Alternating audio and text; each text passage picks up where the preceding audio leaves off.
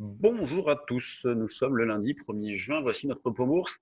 Les marchés continuent de bien se comporter malgré le manque de visibilité, donc ils restent boostés par un regain de confiance et ce matin encore avec une hausse de 1,78% sur les principaux indices, donc un 7 de hausse sur le CAC, un 8 de hausse sur le DAX. Alors le DAX, l'indice est fermé, le futur quant à lui est ouvert, hein, vous le voyez en haut à gauche de votre écran.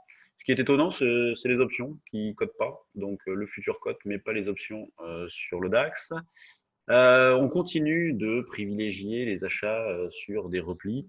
Donc vendredi, ça a été grand chelem, hein, dans la mesure où sur le CAC, on a acheté à 4693 points. Donc dans la continuité de ce qu'on a fait, de ce qu'on avait fait la veille, où à deux reprises on avait acheté sur ce niveau-là. Vendredi, on l'a fait aussi. On a eu un beau rebond derrière de 70 points. Bon, on a allégé, soldé avant, bien évidemment, mais on a pu réaliser une nouvelle fois un écart.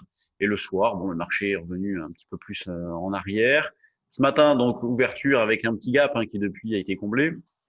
La zone d'achat se situe surtout vers 35,40 et ensuite vers 15,20.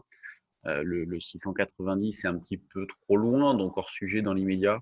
Donc pour ce début de séance, on va se concentrer sur ces niveaux-là, 4735,40, 4715,20 pour le CAC. Alors sur le DAX aussi, ça a été parfait vendredi puisqu'on a acheté au plus bas.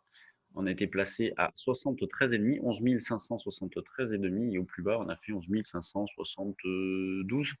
Donc, magnifique achat. Derrière, joli rebond. Donc, on continue dans le même esprit. Vous voyez, on ne se fait pas d'illusions quant au potentiel. Il y a de quoi se poser énormément de questions, bien évidemment. Euh, les marchés avancent un peu les yeux fermés. Ils font fi de toutes les menaces, les craintes, tout ça, mais reprennent confiance avec toujours en toile de fond les banques centrales. Donc, il faut continuer à naviguer à vue, déterminer des niveaux d'alerte un petit peu proches. Par exemple, sur le CAC, on pourrait très bien considérer que tant qu'il évolue au-dessus de 4640-50, ça va.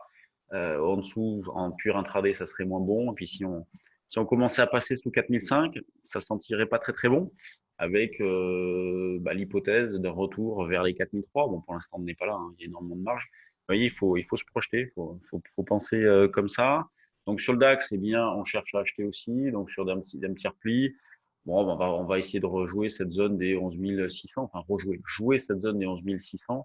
Ça part d'un peu loin, vu qu'on a déjà pas mal progressé. Donc, si on voulait le rapprocher, 650, hop, je vais mettre comme ça, sinon on n'a pas grand-chose. Euh, donc là, on va pas se précipiter non plus. Pourquoi pas 650? En tout cas, moi, c'est ce que je vais essayer de jouer. 650, voire 600, et ça dépendra vraiment de l'heure. Sur l'eurodoll, eh bien, on a parfaitement vendu vendredi. 1,1143 pour exploiter la résistance à 1,1150. Alors, il suffit de passer, par exemple, en journalier, puis on la voit très bien, hein. Vous voyez, tac, ici, 1,1150. On est en situation donc de double top avec le 30 mars. Donc, tant qu'on évolue à 11, sous 1,1150, allez, on va dire que c'est neutre biais baissier. Donc, on privilégie un sens vendeur. Et puis, si on franchit cette zone de 1,1150, ça ne serait pas un retournement de tendance, hein, faut bien avoir ça en tête, mais une confirmation de la neutralisation. Donc, on serait moins enclin à vendre. En tout cas, on le ferait moins systématiquement et on attendrait davantage des signaux techniques. En tout cas, là, on a recommencé, hein, on a retenté une vente dans cette zone de 1,1150. Sur les actions, je vais passer à l'autre espace de travail. Le voici. Donc, on continue de faire vraiment une belle perte sur les actions. Donc, dans notre trade du jour action, on a proposé pas mal de valeurs ces derniers temps, évidemment, hein, bien aidé par la hausse des marchés. Beaucoup d'objectifs ont été atteints. Là, si on commence par les valeurs du CAC, quasiment que des valeurs dans le vert. Les deux en léger repli, c'est Hermès. Bon, Hermès, c'est pas bien méchant, hein. A été sur des plus hauts, elle retrace un petit peu. Michelin, bon, ça va aussi. La plus forte hausse, c'est Unibail qui a annoncé des sessions ce matin. Donc, elle est en hausse de 6%. Les grosses pondérations, Airbus 3 et quelques. Ah, dans l'aérien, c'est terrible hein, en ce moment. Emirates qui a annoncé des licenciements. Ryanair aussi.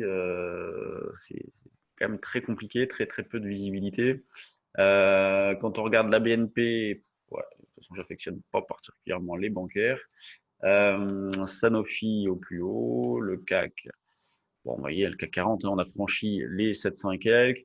Et dans le commentaire que nous écrivions fin de semaine dernière et que nous confirmons ce matin, est-ce que ça change quelque chose d'avoir franchi cette zone-là? Sur le fond, la réponse est non. Donc on le voit bien, hein, de toute façon derrière, il n'y a pas d'accélération, il n'y a rien, il y a voilà, une continuité dans ce mouvement de hausse et LVMH qui arrive sur une résistance assez importante, autour de 390.